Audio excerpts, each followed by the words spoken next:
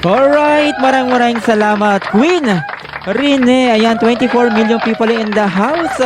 Natunghayan natin ang talento ni Queen Rene. Ayan, sa paglipad ng ating mga pangarap, nagiging boses ang ating mga talento dito sa ating tahanan at nagiging aral ang ating mga kwento na isinasalaysay natin araw-araw sa ating mga viewers na mga nakatutok sa atin. Pero isang hiwaga na tayo ay pagsamasamahin ng Panginoon dito sa ating tahanan. Kaya naman, sa pagkinang ng ating between, yakapin natin ang mga station ID na ipinaparinig natin araw-araw. Kaya naman, palakpakan po natin ang nag-iisang Shane Ana sa awiting Aking Kinang.